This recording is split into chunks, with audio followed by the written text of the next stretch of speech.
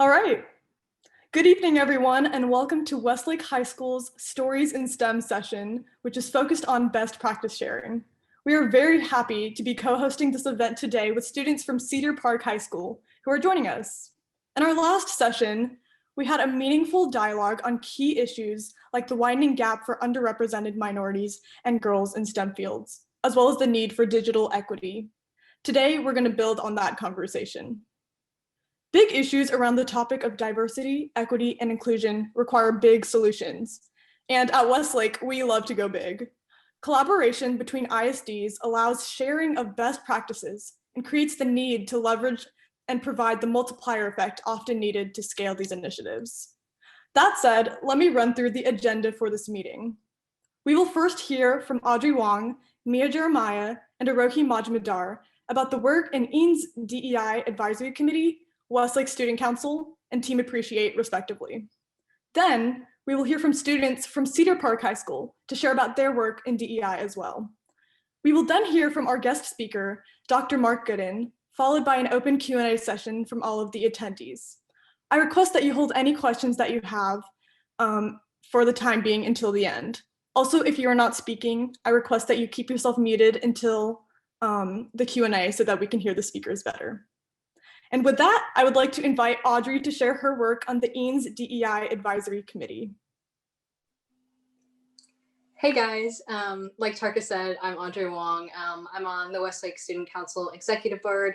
I was elected co-senior class representative at large with Tarka, which it's so exciting. I can't wait to work with her and all of the other class officers next year. And I'm also one of the 2 high school members who serves on the EANS ISD DEI Advisory Committee, which I'm sure you're all familiar, but if you're not, DEI stands for Diversity, Equity, and Inclusion.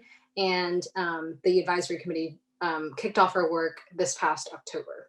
So as reps, since we were elected this year, Tarka and I hope to work with other class officers and members of the executive board to further implement DEI efforts through student council, through opportunities for the student body and the greater community. We've taken the first step this year by implementing a diversity committee within the executive board, assigning EB members who are specifically charged with creating diversity projects, but next year also stands to kind of provide an opportunity to extend this initiative, which I'm super excited about. So I get a lot of questions, especially because I'm a student on the DEI Advisory Committee, and it's the committee's first year really in action. So a lot of people ask me, what has DEI looked like as a part of the committee, and what has it looked like for community members? What has the committee done to open up DEI to the community?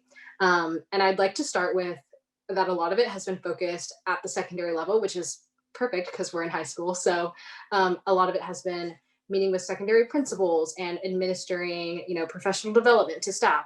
If you want to see like a full list of updates, there's just so much. You can go to eansisd.net/DEI, and there's like a whole website you can go through.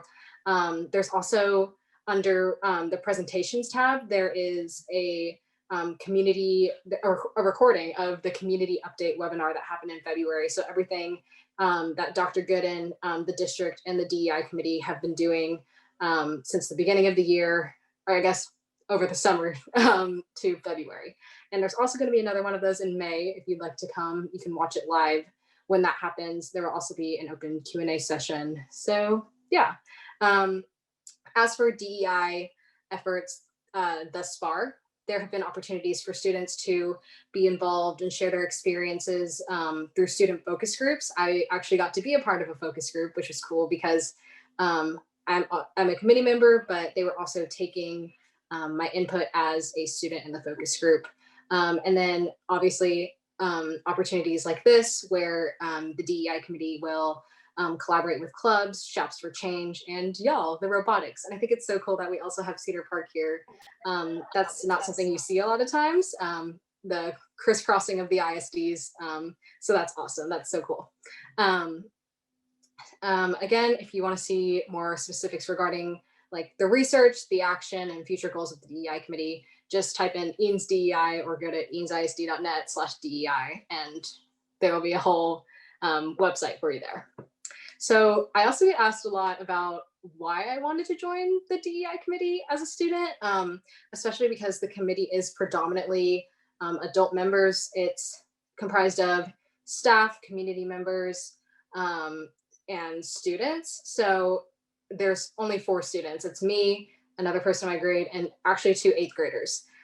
So people are kind of like, why are you trying to be on this committee when it's, a bunch of adults? Isn't that intimidating? But I'd really like to say that it's been quite a unique experience thus far. I didn't think that my ideas and my input would be, I guess, like as valued as as they have been, which was so cool because, in any DEI effort in any school district, even in any movement, the involvement of youth is crucial to, its strength and its development. So I think it's awesome that the district was considerate enough to put students on the committee and are actually taking what we have to say into account and implementing what we have to say into what we hope will be a long-lasting solution. So that's just been awesome.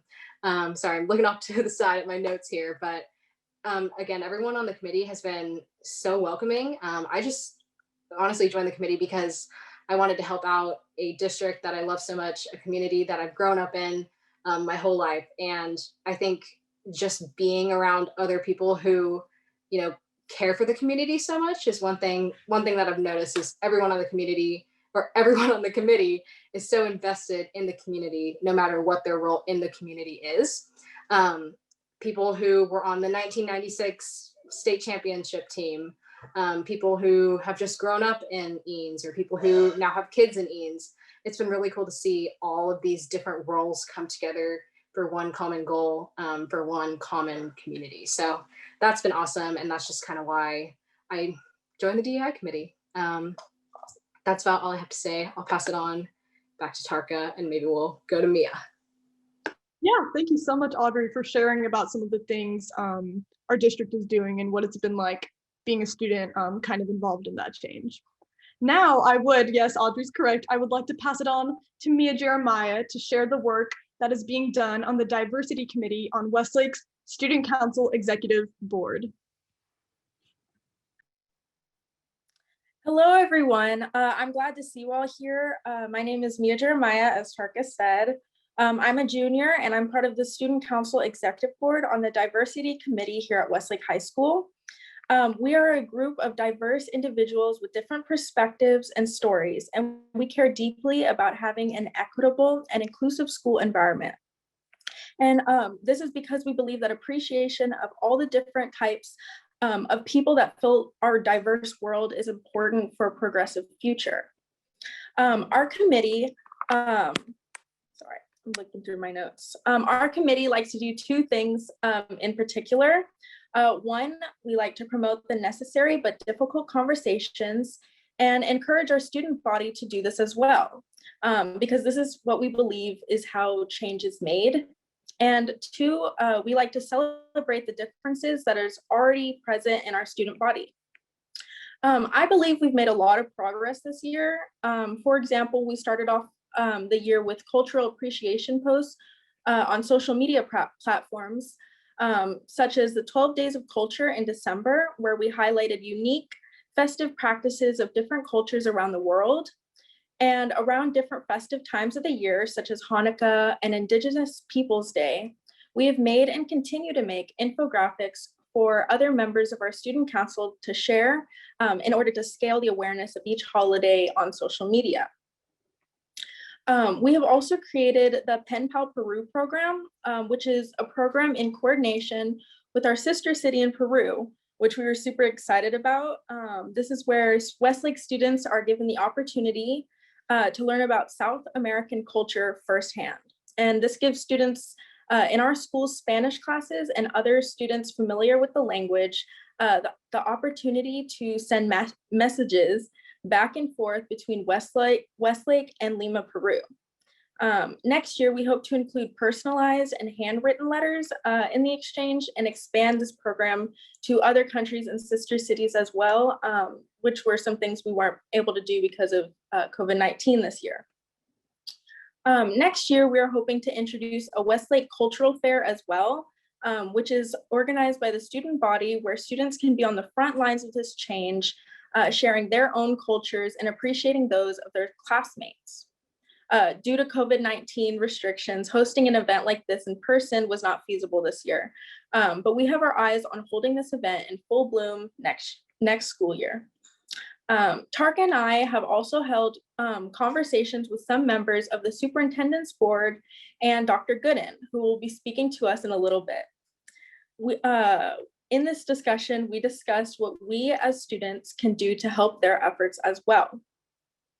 We plan to push out events during Asian American and Pacific Islander Heritage Month and Jewish American Heritage Month. We will also be introducing a vignette project next month, where we will highlight why inclusion efforts are important in the perspective of our students. We have so many cultural clubs in our school, such as the Muslim Student Association, the Chinese Culture Club, and the Latinx Student Association, which I'm a part of. And they are all passionate about the importance of celebrating the school's diversity. We would like to include these organizations in our vignette project as well and allow them to share their take on why diversity and inclusion is crucial. I'm so glad to be a part of this important conversation.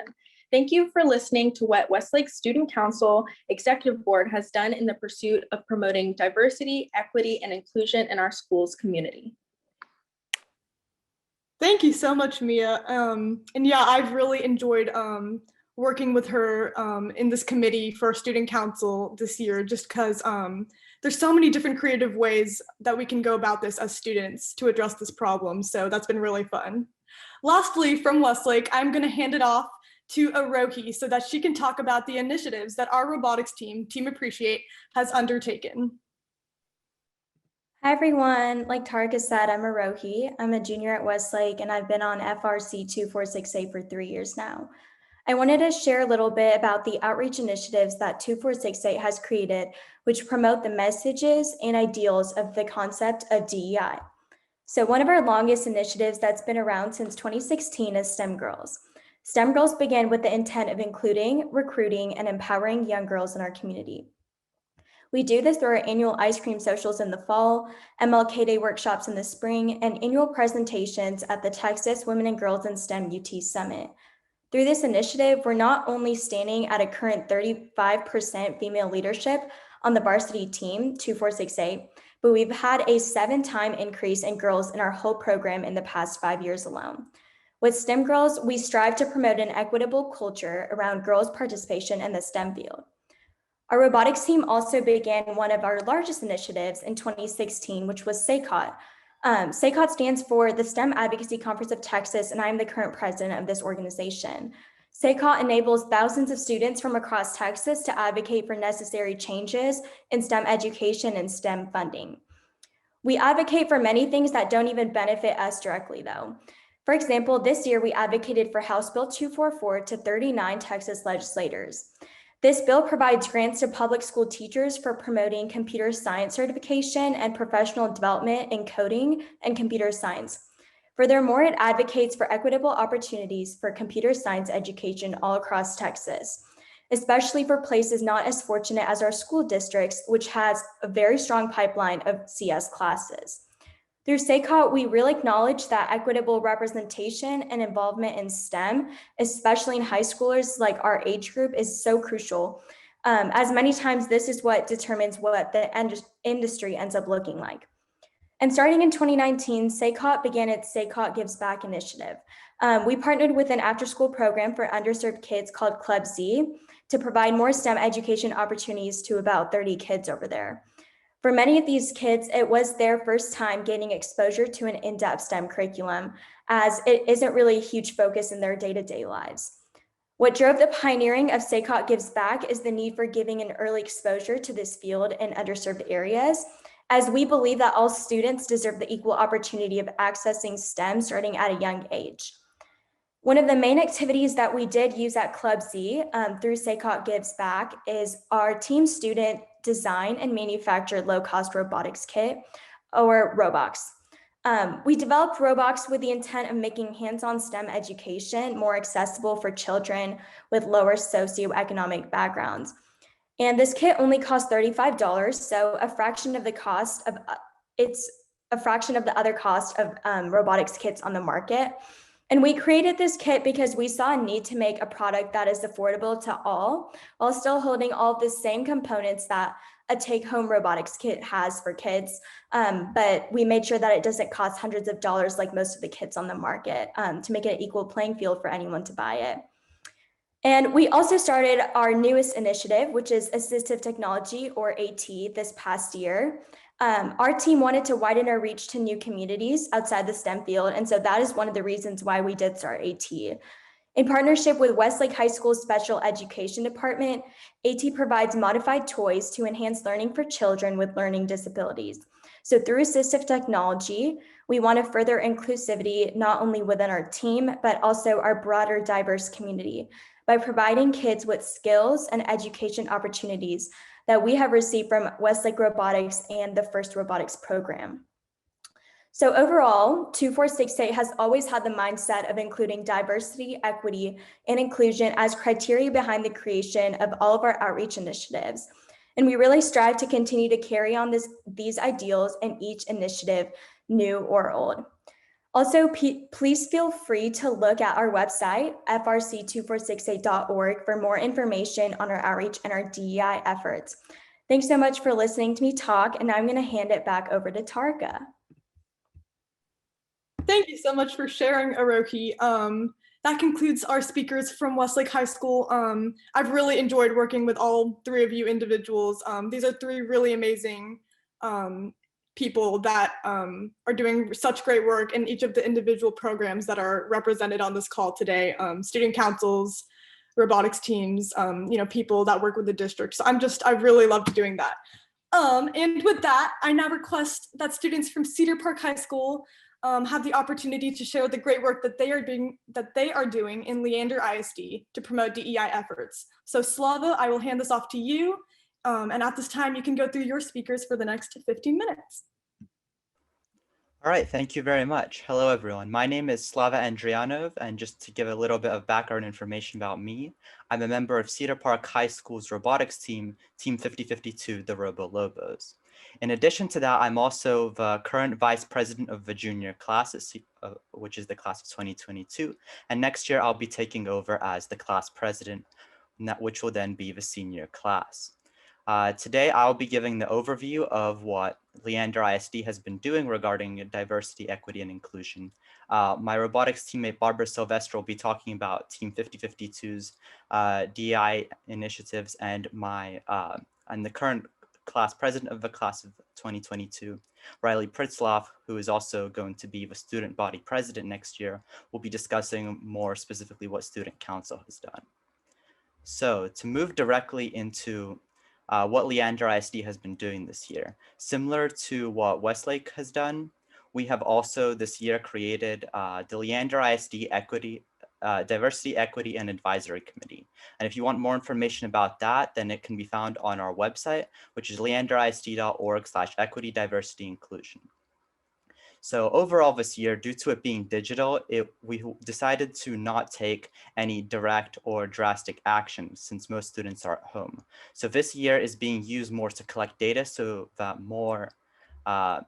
larger change can be done next year. And Leander ISD has outlined this into three main areas, which are policy and practice, professional learning, and community and collaboration. So regarding policy and practice, this just means developing policies that Leander ISD and its board of trustees will be implementing in the following years in order to advance diversity and equity within Leander ISD. And this does include implementing a lead equity position within Leander ISD, as well as establishing equity teams in all of our schools, the leaders of which will have a direct pipeline to that lead equity position on the board. And I will talk about our school-specific efforts about that once I wrap up with what Leander ISD has been doing. Regarding the professional learning level, this has mostly been focused on allowing Leander ISD faculty and employees have a better understanding of the district's policy regarding diversity and equity and making our district more inclusive for everyone. And then the final point, which is community collaboration, this is probably the widest point and the most important one, because we move on from just an internal district level thing to actually reaching out to the students, the teachers, and the different groups within our community in order to truly gain the most information that we can get and then truly have the most impact. And some goals here are to work with student campus groups, as well as also reaching out across districts, such as what we're doing here in order to advance these activities. And now I'll talk about what our school specifically has done, because I mentioned earlier that what the district has specifically asked schools to do is create what are called equity teams within the faculty, which will address any issues regarding DEI on our own campuses. And I've been very fortunate this year to be able to work with Adam Babbage, who is a teacher at Cedar Park High School. And he is also the leader of the equity team as well as the sponsor for Student Council. And he has been leading the efforts regarding the equity team has been participating with this year. And they have been doing things that are very similar to what the district has been doing, which is gathering data. So what the equity team has been doing this year is that they have been launching a series of surveys to both the student body and the faculty to see the general opinions on what are problems and what are not problems, and more importantly, where the students think there is a problem and where the faculty doesn't think there's a problem, and vice versa. And this year they've been very productive with data collection, and they're actually going to have their final meeting of the school year next month, where they will take all the data that they have and truly bring it together next month to begin creating a finalized plan for what we'll be doing starting next school year to advance the district's goals, as well as to once again meet our school policy of trying to be diverse and inclusive of the different groups we have on campus. And Leander ISD has also launched 2 additional things in order to promote community involvement outside of just the faculty and the student bodies. They have created a diversity and equity discussion group on Remind, which is open to the public to join through our website, as well as hosting several Leander ISD listening sessions where various officials through the districts will be present on Zoom calls to hear the concerns of the community and what we can do to indeed accommodate for everyone who is here and advance the goals of this advisory committee and hopefully improve our district for everyone. So I thank you for letting me talk, and that's just our district overview. And once again, I want to hand it over to Tarika so she can give it to one of my team members or student council members for their part of this. Yeah, thank you so much, Slava, for that overview of what your district has done. It's really encouraging to hear those steps that are being taken. Now I can hand it off to Barbara from the RoboLobos to talk about some of the initiatives that your robotics team has taken. Hi, I'm Barbara Sylvester, and I am part of the RoboLobos Team 5052, and I am a junior at Cedar Park High School. So one of the initiatives that our team has taken was last year we hosted this event called the Women in STEM Soiree, which is where we invited women that were in the STEM work field, such as computer engineers, engineering teachers, and such, and to come, and we essentially had them all set up in our school cafeteria, and people could come and just talk to them and ask like, wow, what's it like being a woman in the STEM workplace? We actually had the middle school engineering teacher there, and we had various other computer science engineers and just general engineers present for women and just like anyone at our school to come up and talk to and really like learn what it's like and like the difficulties that they had to go through in order to get to where they are and how really like important, how much they value it. Another initiative that our team has very few girls, and in the past we have the girls commonly have like a sleepover before competition. We sadly have not been able to do it this year or last year, but we typically do that, which is a very fun tradition that we do. And also the girls typically help bedazzle the safety glasses for our team, which is another fun tradition that we like to do in order to like convince more girls to get on the team. but it's just really fun. But specifically, our Women in STEM stories are our main outreach event in order to convince girls to really get in the STEM work field and like to convince more girls to join robotics and really show how great STEM is. Thank you. Yeah, thank you so much, Barbara, for sharing. I will finally hand it off to Riley from Cedar Park High School's Student Council to share a little bit. Yes, thank you. As Slava introduced me earlier, I am Riley Pritzloff. I am this year's junior class president, and next year I've been elected to become the student body president for the whole school. So I'm very excited that we get to kind of do this inter-district discussion over diversity, equity, and inclusion. This is really important. And from our student council perspective, we have three main pillars that we like to approach. And the first is direct improvement of the school. The second is the enhancement of our culture, school-wide. And thirdly is improved student experience, which kind of goes hand in hand with those first two pillars that I mentioned. The primary way that we address this is through our No Place for Hate / Student Voices Committee. This committee was established this year, but we've had a No Place for Hate club for about a decade now at Cedar Park High School. Recently, No Place for Hate and Student Council have become a combined partnership, and we've had a No Place for Hate committee that has established a variety of different things that they've tackled. Primary of which are a series of seminars. In the past, they've been over bullying. This year, we've actually focused on bias, implicit, explicit bias, understanding these biases, and kind of giving advice on paths forward, how to address these biases and how to better cope with them. And just so that we have a better understanding of how people may be coming from different perspectives and how we can kind of address this kind of culture throughout our school and improve that for all students at Cedar Park High School. Now, the second part of No Place for Hate Student Voice Committee is, of course, the student voices. So we've established this year, we have student response forms that they can fill out, give us suggestions. We've been reaching out more directly to the students at large, addressing issues that they've seen, kind of keeping a pulse on the students in our school so that we can directly address challenges that they see and that we can better target our actions through No Place for Hate seminars, provide better feedback to all students, and really enhance that culture and student experience. So that's kind of the main gist of what our student council has been doing with regards to diversity, equity, and inclusion.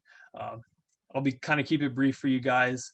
And yeah, that's the main things that we've got going on. I'm really excited about this kind of partnership. This is definitely a way for us to expand, not only with Westlake High School through different districts, but also within our own district.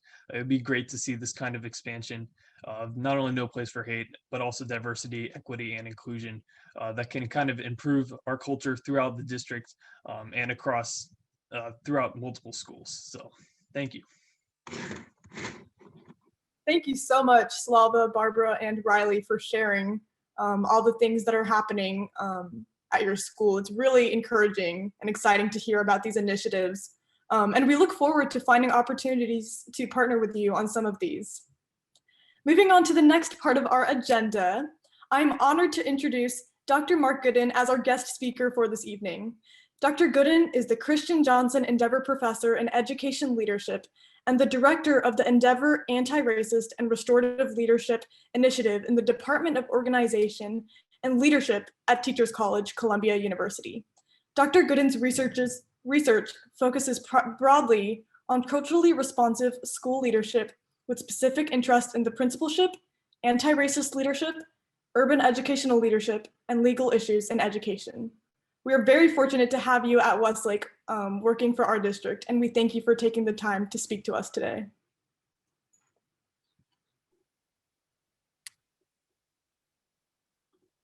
Thank you, Tarika, for that introduction. I'm going to ask if I'm able to share my screen. I can, if I am, I like to just share PowerPoint. In the meantime, let's see. There we go. Thank you. All right, pulling that up so everybody can see it. I do want to just say thank you really to Audrey, Mia, and Arohi for those really inspirational words and the work that you're doing, here, in Eames ISD. And thank you as well to Slava, Barbara, and Riley for the work you're doing in Leander ISD. So it's very inspiring to hear students talk about DEI work, and it just really motivates me to think more about the kind of leadership that you're doing. And I hope that I can share something that will be of use this evening, but it is already very excited to hear what you are doing. And I look at this more as a start to a conversation. So as the title says, how cross ISD collaboration can help DEI initiatives scale. So you all are doing such great work, and I really appreciate the thinking that I wanted to just share a couple of thoughts with you this evening, and then open it up for questions. To start, I want to talk about the EISD board's DEI goals for the 21-22 school year. And I want to emphasize that a lot of work went into this and the thinking behind this. I see Dr. Arnett is also on the call as well. So he was certainly instrumental in the conversations as we thought about this. So sharing these goals briefly, the first goal we have here is to create a shared understanding of DEI through racial equity leadership training to build capacity and support sustainability. We want to continue to do the work, but also assess, monitor, and work to modify the climate to ensure inclusivity for all staff and students. And you'll hear cross themes with some of what you've heard from these great students earlier. Develop a system of equity-focused restorative justice in support of all learners, something that I would hope students like you would definitely be interested in and are probably already thinking about engaging in that kind of work. But also to engage the broader community in the shared responsibility for DEI. I see students as instrumental in this work because the work we engage in really is based upon supporting students. And the work you do in turn supports the community. I mean, it sounds cliche, as people say, we know children are the future, but really you are also the present leaders. You're already doing great work that's going to impact what you do in the next steps in life. So I always think about that there's the future, but then there's also the work you're doing in the present. Embed over time the ongoing importance of DEI in curricula, instructional materials, and resources. Again, thinking about what you as students have already started to demand and think about and do within your respective communities. Increase personal growth and learning of trustees, administrative staff, and students to support DEI efforts. As you heard from Audrey, we have 4 students on the DEI advisory committees, advisory committee, and they are contributing members, and they really provide a perspective that's extremely valuable. And so always we want to encourage students, and I'm going to be talking about this in a moment, to think about your place of expertise. Your perspective is important.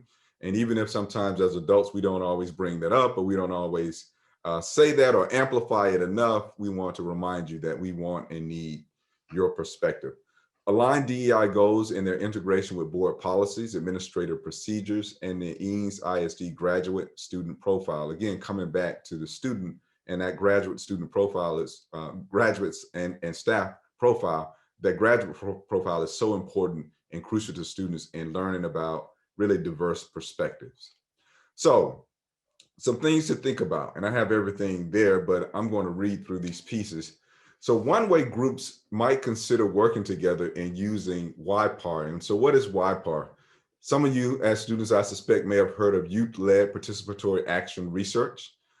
This is what at one time, I hesitate to say it's an innovative approach. I think it is a new approach in some spaces, but many students are actually doing YPAR work without the title. But let me share a little bit more for you, because I think you fit that category. YPAR is an innovative approach to positive youth and community development. Surely the work you've talked about this afternoon or this evening is the positive kind of work that will develop your communities. The work is based in principles of justice, equity, diversity, and inclusion. Once again, you have articulated how your work is based in those spaces. Using YPAR, young people can be trained to conduct systematic research to improve their lives, their communities, and their institutions that are intended to serve them. As I said earlier, we want to make sure that we come back to that space and that understanding that these are institutions that are designed to serve young people, not just schools, but exclusively schools and clubs and councils that you've heard about. For example, it can be a way for members of the robotics team appreciate from Westlake High School, the RoboLobos from Cedar Park High School, and the student council members from Westlake High School and Cedar Park High School to organize and collaborate. And you also heard earlier that Shops for Change are also interested in doing some of this work. So it's just so powerful to hear of the number of students who are thinking about this work. So this idea around collaboration is so very important, not only within schools, but across school districts as well. Of course, alumni, mentors, and school leaders from both schools can support this work, but I want to emphasize it will be led by the students. So some goals of YPAR may include, and I've adapted this from the YPAR Hub site, where they give some cool ways to engage in this work and record it. And I'll talk a little bit about that on the next slide. So some goals might be, you've heard it, you guessed it, collaborate. Work with other students who have an interest in coming together to learn and work toward a common goal. Share, explore ideas related to learning about how to center DEI work. And you heard Tarika refer to that earlier. Sharing is so powerful in this case, but also I believe the term was, multiplying efforts. We sometimes forget the power of multiplying our efforts. So this is where we turn things on their head for some folks. Not, I suspect, the innovative adults, forward-thinking adults on the call, but sometimes we have to redefine who has the expertise to produce knowledge to our world. And we're thinking about students, not just professional adult researchers, but students who are living the issues that they are indeed studying. We want to provide skills in inquiry, evidence, and presentation that are important to young people's development as students and as agents of positive change in schools and their broader communities. In that work, we want to generate findings that provide insights into issues faced by young people that they themselves experience, as well as the resources that matter in helping solve those issues and some of the bigger problems of the world, and some of those that, once again, we as adults are really grappling with, but we're looking and really desiring to hear from young folks and your perspectives, because they are indeed important. Promote young people's socio-political development and psychological empowerment such that they understand the roots of problems facing their communities and have the skills and the motivation to act. So, as I said before, I suspect this group is on the cutting edge of that, on the front edge of that, given how you discuss what you are already engaged in. Evaluate programs, policies, and practices that impact the lives of young people, not exclusively, but in a sense, impacting the lives of young people is impacting the lives of adults, who work with those young people as well. Okay, so methods of data collection, and some of these you may have heard of, and I just briefly talked through them. You've already heard references to stories. Another word for stories, of course, is narratives.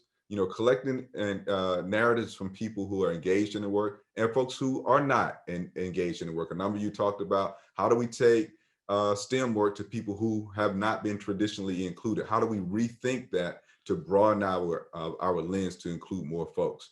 We can do interviews as well, right? We have that opportunity to talk to people and certainly sit down and ask questions, but that is a way of collecting really important data. Community mapping, some of you may be interested in histories of communities and how we have asset-based properties in communities that sometimes we don't search for and we don't see. And then photo voice is another cool one. How do we take pictures and use that as a way of recording what we are seeing? And then surveys, you've heard of the traditional type of survey, and now we have a number of online tools that can support us in collecting data via online tools as well. So I will move very quickly into questions. I want to make sure that I am being sensitive to the time, and as I finish up my 10 minutes, I will turn it back over to Tarika, which I think she will actually lead the Q&A. I just have the slide here, so I want to be clear about that. And I'll stop sharing at this moment. Thank you so much for your attention. Thank you so much for sharing that presentation.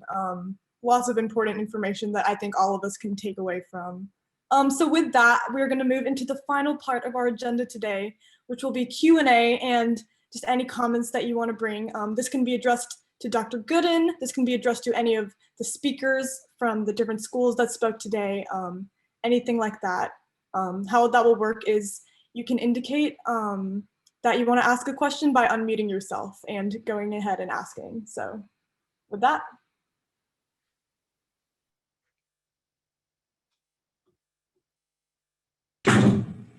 I have a quick question. So, Dr. Gooden, so I think YPAR is a great initiative, and like I love that it's student led. But as students, how would we be able to have like the largest impact when pursuing YPAR, our own DEI initiatives and efforts? Just so I understand, Kelsey, you said how would you have the largest impact? Yeah, how do you think that we would be able to have the largest impact when pursuing those efforts? Absolutely. So, so in the methods of data collection, those are a little more formalized and systematic. And what I've seen happen in the past, when students get some training in how to engage in those methods, they can actually write up articles.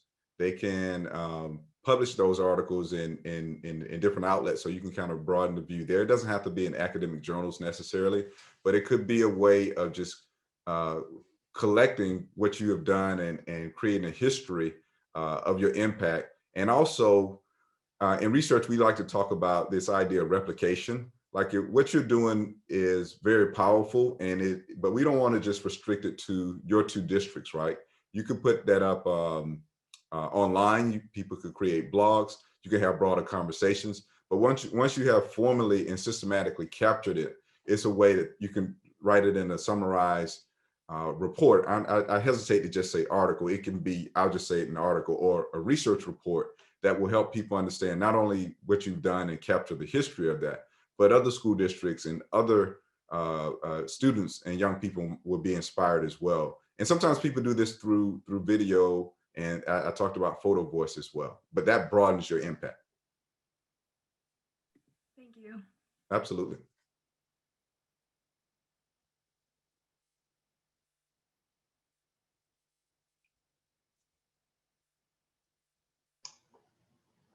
I had a question for Cedar Park High School. So what do y'all see as like the next step for the No Place for Hate org? The no place for it. Right now, we've had, as Riley mentioned, we've had a few seminars regarding bias as well as bullying. But our main event is, of course, the full No Place for Hate anti-bullying seminar, which is more in depth. It's longer than our usual seminars, and that's actually coming up this Friday. So our goal with that committee right now is to finish up all of our work regarding that. We've been working on this seminar for several months now, because generally what we do during a year is we have the smaller seminars, which this year were about bias, but then we spend the last few months of the year going into our big seminar. So right now our goal is to go ahead and launch that. But now that we've learned about YPAR, thanks to Dr. Gooden, I think that that is something that we'll definitely look into combining with student voices and No Place for Hate to have this one committee that allows students interested in that to truly have everything they need and all the actions they might want to take all in one place. I'd just like to comment on that. I think it's really admirable that you guys are choosing to kind of have that focus this year with that organization that I think Riley mentioned has been going on for a decade, kind of just taking that new approach to it and focusing on something so specific as biases that are always present, you know, and kind of having a scope on that. I think it's really powerful that you guys are doing that. So yeah, something that I know that our school can learn from in some of our student initiatives. So yeah. Yeah, and if I can just add a point to that, thank you, Slava, for sharing that. I do know just in some discussions with students at Westlake that there are some that are interested in No Place for Hate. So when we talked earlier to Kelsey's point about documenting things and broadening impact, you all are already in conversation. So I see it as in collaboration. So you could share resources. And once upon a time, I actually had a group of students at Westlake convince me that I should do an Instagram live. I've only done one in my life, but that is another thing that I'm sure you all are familiar with, and you can broaden your impact that way as well. So I don't want to talk out of turn. You can help me with it. I know how it works, but you probably know clearly how to do it. And I know how to do it now. I'm just not an expert like you.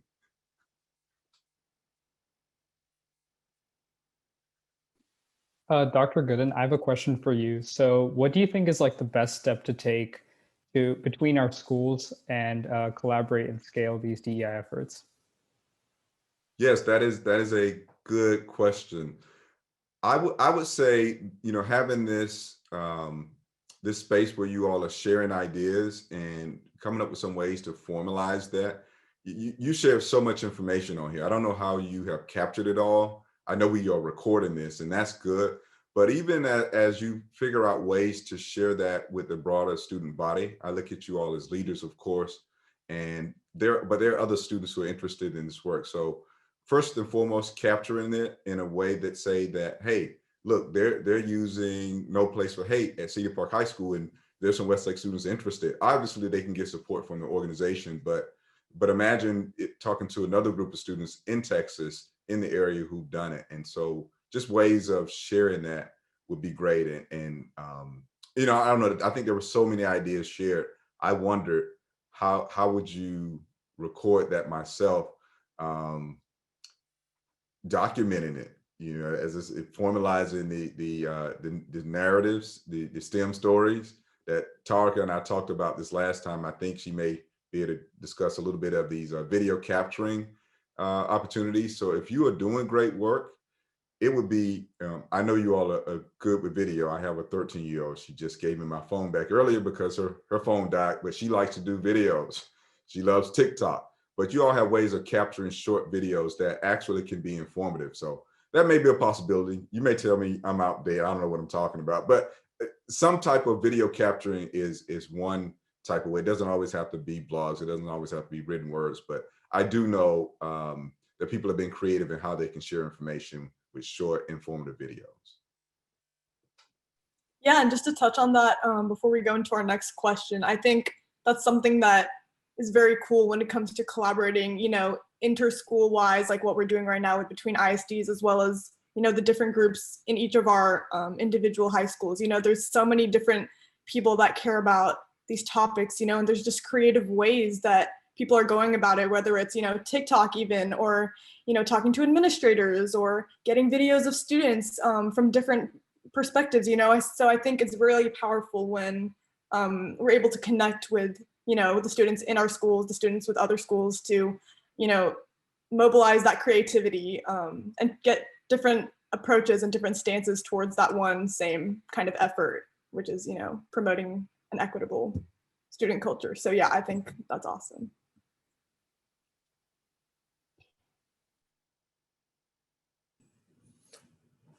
I have a question for Riley. Riley, I was previously student council supervisor at Westlake High School. And so you and Slav of being involved in robotics or in student council, either one and or both. If you were to have a school approach you, Riley, y'all have had some of these activities ongoing for multiple years, and somebody came to you and said, where do we start? What is a starting point? How do we get started in an initiative like this? What would your advice be to those students? And then I would also like Mia to talk about, maybe Mia and Tarika to talk about that from a point of view from what your advice would be from Westlake High School as well. Yeah, that's a really good question. Obviously at Cedar Park High School, throughout this year especially, we've initiated a lot of different committees. So from the student council standpoint, our key is empowering other students. So we allow students to create their own committees. We provide the resources to help them kind of build those initiatives. The partnership with No Place for Hate and Student Council, for example, that's just started pretty recently, just a few years ago. We had some students who were involved in No Place for Hate as well as Student Council.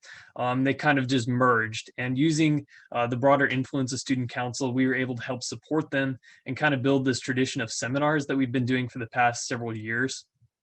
We can kind of just continue to help build that. So the key for us really is student outreach, giving them the space and opportunity for them to bring their ideas and perspectives and to build initiatives that they'd like to see, and kind of working not only with our influence and access to the kind of school administration if there's need there, but also just providing a platform for their voices to be heard is kind of our main priority.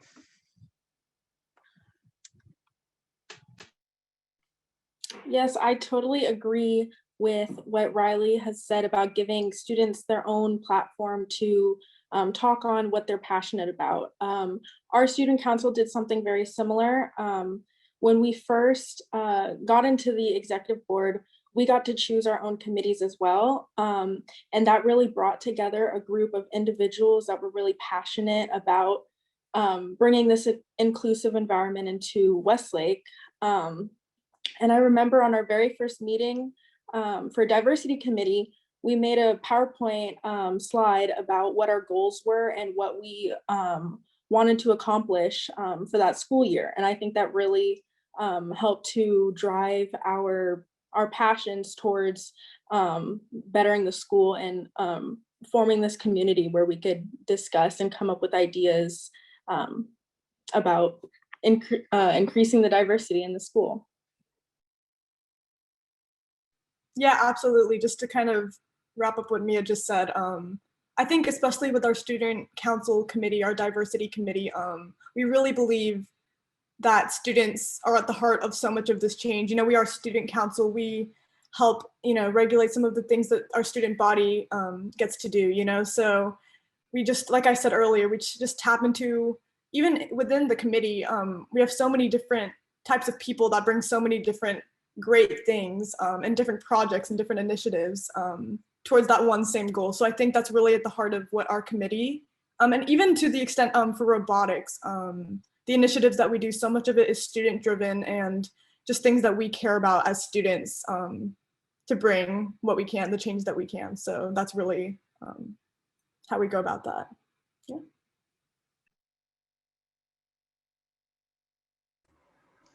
Hey everyone. It seems like the initiatives at the level of the club and individual program are just as effective, if not more than effective, than sort of a district-wide committee. So what are some ways that you can prompt individual clubs and programs to start having this conversation and actively changing their culture? I'm talking about everything from football to debate to volleyball to HOSA. It's, you know, all of these large programs and clubs. Would DEI ambassadors possibly be a good idea? Or how else can you sort of inject these ideas and get things going in those other programs? Yeah, I'd actually, I can start out by touching on this question because Mia and I have actually, you know, part of our committee, we've been thinking about this exact same thing and had a conversation with a few of the adults at Westlake High School that are involved in this. Having representatives in each big organization in each of the schools is one of the most productive ways, I think, to get this message across and to get this effort across within each of those individual things. Because it is one thing for one or two programs, like right now what we are doing with our robotics teams and our student councils, two really big student organizations, having this conversation at the forefront. But it's a whole different thing when there's all these other different programs, like you mentioned, all the athletics, all the fine arts.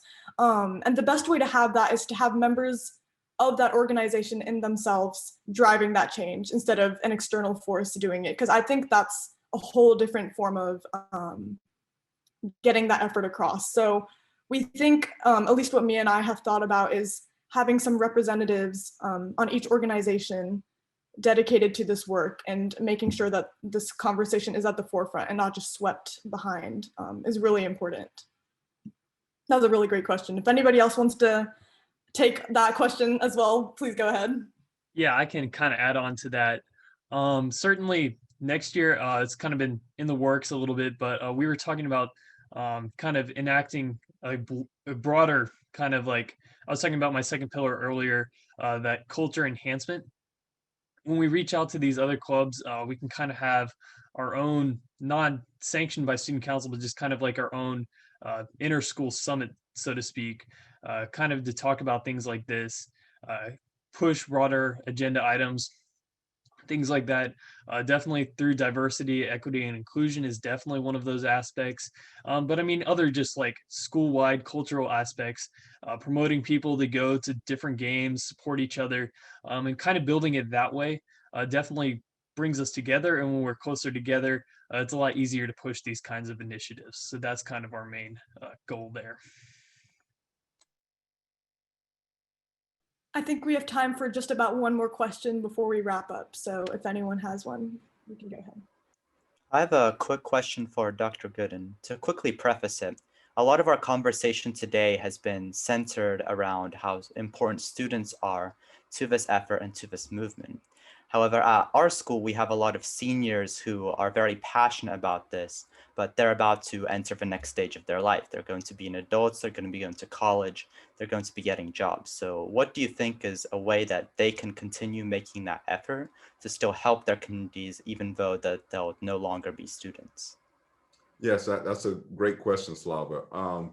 It would be great to have networks created, just staying in touch with those students and having them stay in touch with some of the underclassmen. I know a large part of the effort here in Eanes ISD has been some alumni who were concerned about DEI efforts, but they stayed in touch, and they stayed in touch because through younger siblings, and also knowing some underclassmen who were in class, and then through relationships with their teachers and mentors, and even some of the administrators here. So staying in touch and passing that knowledge on is important. The other thing, while they're here though, as seniors, making sure that they're having conversations with juniors and sophomores and even freshmen in a formal way to pass that knowledge on. We hate for it to just stop. And I don't think the efforts will, but I think you speak to this piece around continuity. And then last but not least, as they go on and go out into their respective careers or post-secondary opportunities in college or whatever they decide to do, staying in touch just to see, kind of what's out there in the world and how being in high school discussing these issues actually maps onto the larger part of the world. And once again, that comes out of a conversation, having spoken with some of the community groups in Westlake, some former students, and we actually have some former students, alumni, dare I say, who are on the DEI advisory committee. So they very much care about these communities. In the case of Westlake, a number of folks move away and then move back to the community, and because there was something there that really connected with them, and they are interested in doing what they can to improve the community and make it more focused on, being more inclusive. So those are just, some thoughts, but I do believe it needs to be intentional. It needs to be really a concerted effort to stay in touch with those folks, and they should do the same. Thank you so much for that great response. With that concludes all the time that we have today. Again, I really want to thank the speakers that we had today and their willingness to open up and share the steps taken and the best practices happening. And we've loved co-hosting this event with Cedar Park High School students. And we look forward to keeping in touch with all the work that you guys are doing, and staying connected with these efforts, and we learning from each other and scaling these things that we just talked about. And I do also want to thank a few of the individuals that came today, including Dr. Arnett and Mr. Weinscheck, who are critical parts of Eanes and what makes the work that we do possible. So thank you so much for being here, and thank you so much everyone for being here. And before closing the event, let me just put in the quick plug for our next Stories in STEMs event, which will include alumni from Westlake High School currently working in some STEM related fields. So, and they're going to inspire us by sharing their stories. So we look forward to that. And thank you so much everyone for being here.